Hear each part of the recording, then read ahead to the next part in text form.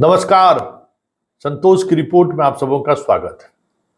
और आज हम संतोष की रिपोर्ट में चर्चा करने जा रहे हैं कि इस वक्त बिहार जिस दौर से गुजर रहा है, बिहार की राज सत्ता जिस हालात से गुजर रहा है, लोग अक्सर कहते हैं कि इतिहास दोहराता है। तो ऐसे में आज के कालखंड को पाटलिपुत्र और मगध की उस इतिहास के किस कालखंड के साथ जोड़ा जा सकता है, या कहें तो उस कालखंड की तुलना आज के कालखंड से की जा सकती है। प्रेस काउंसिल ऑफ इंडिया के चेयरमैन मार्कंडे काटजू साहब बिहार आए थे लगभग 10-12 वर्ष पहले, और उन्होंने एक कार्यक्रम के दौरान नीतीश की तुलना घनानंद से कर दी थी। बड़ा बबेला मचा था, और बबेला ऐसा मचा कि जो डैश पर बैठे हुए लोग थे वो भी असहज हो गए, और जो सामने बैठे हुए लोग थे वो भी असहज हो गए। लेकिन कुछ शख्सियत वो ऐसे थे कि लोग चुपचाप उनकी बात सुनते रह गए, और नीतीश के हर उस कार्यकलाप की तुलना उन्होंने घनानंद से की। खैर, उस दौर में लोगों ने एतराज जताया, और काटजू साहब के उस बयान को लोगों ने सिरे से खारिज भी किया। लेकिन आज जब आप मगध या बिहार के साम्राज्य पर गौर करेंगे तो आपको लगेगा कि वाकई में बिहार घनानंद के उसी दौर से गुजर रहा है, जब सत्ता सरकार सब कुछ घनानंद के नियंत्रण से धीरे धीरे बाहर चला जा रहा था। योग्य लोगों को अपमानित कर रही थी सरकार, मतलब सत्ता राजा।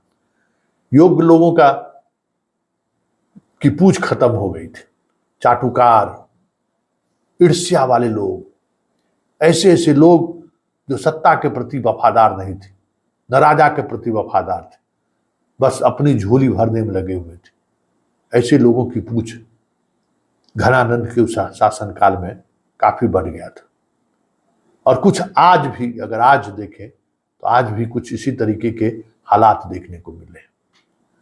वो नीतीश कुमार में वो तेज, वो व्यक्तित्व दूर दूर तक दिखाई नहीं दे रहा है जिसको बिहार की जनता ने देखा है, महसूस किया है। सब कुछ बेलगाम हो गया है। जैसे लग रहा है कि मंत्री अपने काम में, प्रधान सचिव अपने काम में, बीडीओ अपने काम में, सीईओ अपने काम, मतलब हर दफ्तर बेलगाम है। आप किसी डीएम के दफ्तर में चले जाइए, सिर्फ मीटिंग हो रही है, वो भी खाना पूर्ति, कोई दबाव ही नहीं है कि कोई लक्ष्य पूरा भी करना है। मतलब इस तरीके से आज ही हमारी एक जिले की डीएम और कई अधिकारियों से बात हुई, वो भी काम करने वाले अधिकारी हैं। काहे कि संतोष क्या कुछ समझ में नहीं आ रहा है, मतलब कोई डायरेक्शन नहीं है कि हमें चलना किधर है, हमको करना क्या है। डायरेक्शन विहीन पूरा एडमिनिस्ट्रेशन है। पुलिस वाले एसपी, आईजी, डीआईजी से तो हमारी बात होती थी कि भट्टी के रहते हुए वहां भी वही स्थिति था कि कोई, मतलब एकदम डायरेक्शन लेस विभाग, मतलब लग ही नहीं रहा था कि बिहार में कोई शासक है या बिहार में कोई शासन व्यवस्था है। बहुत कुछ बदलने वाला है, जो बदलाव हुआ है उससे बहुत कुछ बदल जाएगा, ऐसा होता हुआ नहीं दिख रहा है। क्योंकि बदलाव के लिए जिस तरीके की निर्णय की जरूरत थी, नीतीश इस बार भी वो उस तरीके का निर्णय करने में विफल रहे हैं, नहीं ले सके वो निर्णय। वजह जो भी हो, सरकार में हो या फिर पार्टी में हो, पूरी तौर पर देखिए कि नीतीश दाव खेल रहे हैं, लेकिन वो दाव चंद दिनों बाद ही रिजल्ट तो दूर निष्प्रभावी होता हुआ दिखने लगता है। मतलब लग रहा है जैसे चीजें धीरे धीरे धीरे धीरे धीरे धीरे नीतीश कुमार के हाथों से निकलता जा रहा है। उस दौर को याद कीजिए जब नीतीश बिहार लौटे थे, लालू को हराए थे। एक तरफ जॉर्ज फर्नांडिस, शरद यादव, प्रभुनाथ सिंह, नरेंद्र सिंह, वशिष्ठ नारायण सिंह जैसे, ललन सिंह, मंगलीलाल मंडल, विजेंद्र यादव, इस तरीके के नेताओं से वो घिरे रहते थे।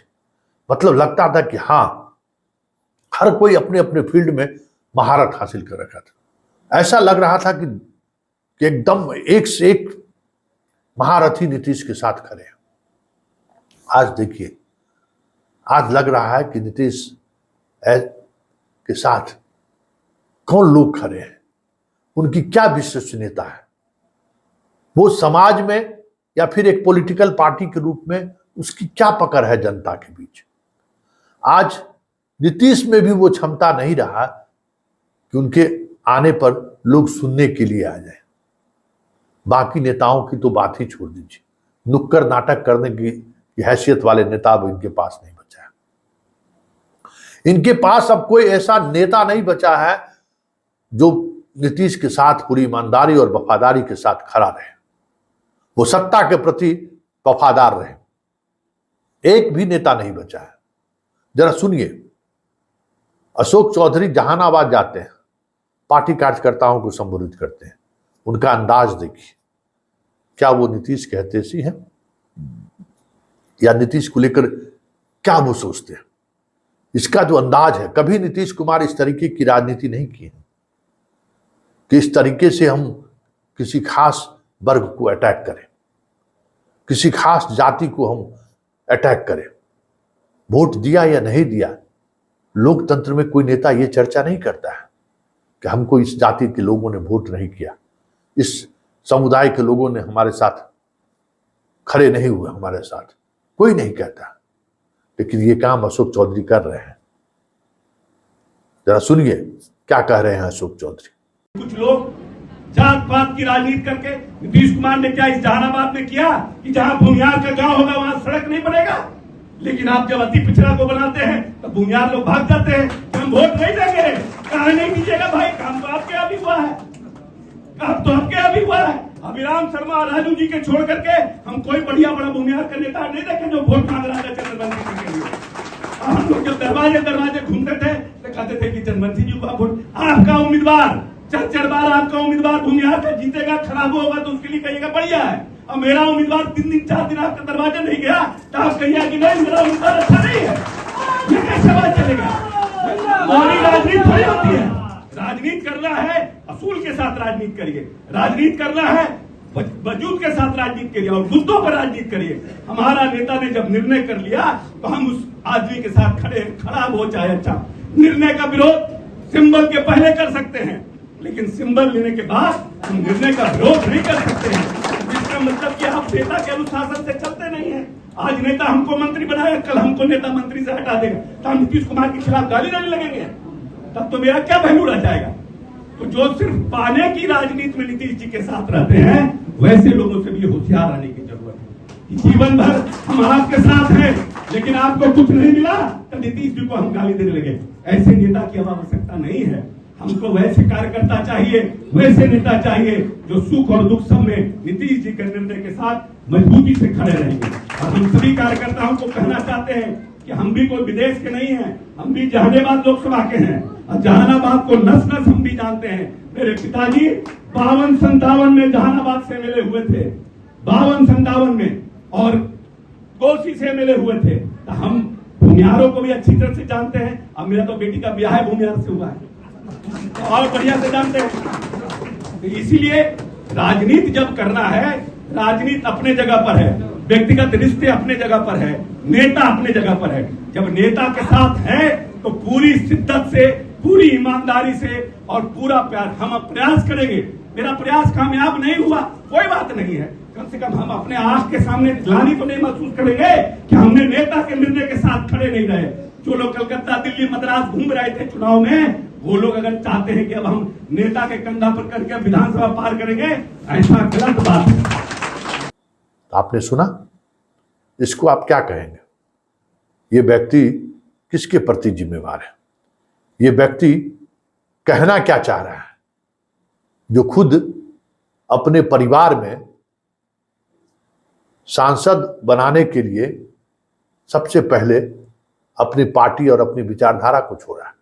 वो व्यक्ति आज बड़ी सभा में इस बात को कह रहा है कि देखिए, नीतीश के प्रति वफादार होने की जरूरत है। जिसने सार्वजनिक तौर पर जिसने वफादारी तोड़ी, वो आज वफादारी का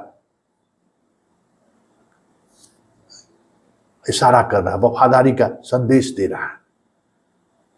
यही है वो दौर जिस दौर से कभी घनानंद गुजर रहे थे। पूरी सरकार, पूरा सिस्टम अपने मतलब में लगा हुआ था। आज ही एक जिले की डीएम से हमारी बात हुई।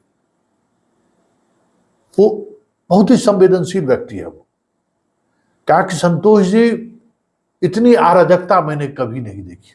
आज 15 वर्षों से मैं 10-15 वर्षों से बिहार में हूं, इतनी अराजकता मैंने कभी नहीं देखी। मतलब क्या सोच रखते थे नीतीश कुमार। लगता ही नहीं है कि कहीं कोई दबाव या किसी चीज को लेकर पटना मुख्यालय और जिला में कोई तार जुड़ा हुआ है, कोई संपर्क है। मतलब हर कोई बेलगाम है, कोई टास्क नहीं, करना क्या है, कोई कुछ भी नहीं।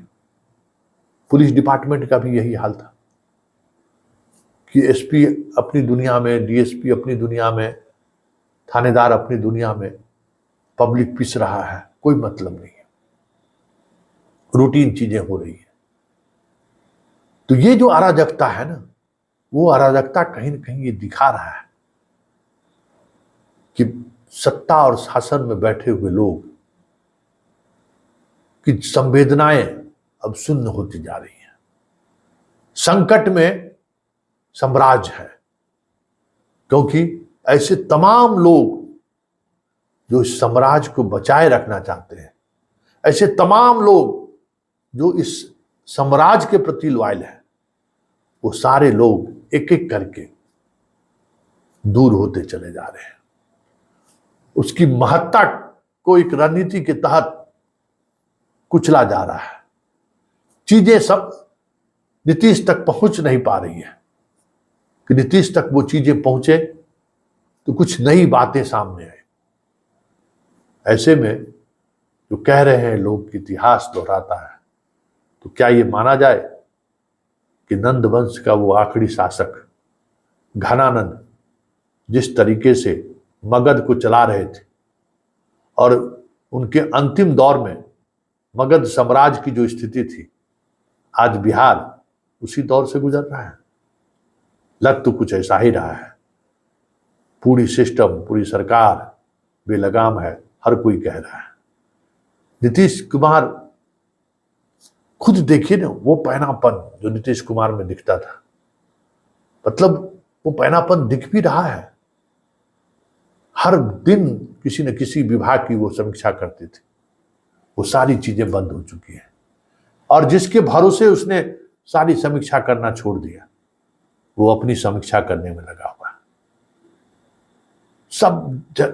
हर किसी के जुबान पर आपको यही देखने को मिलेगा कि क्या बात करते हैं संतोष जी, किसके लिए करना है, क्यों करना है।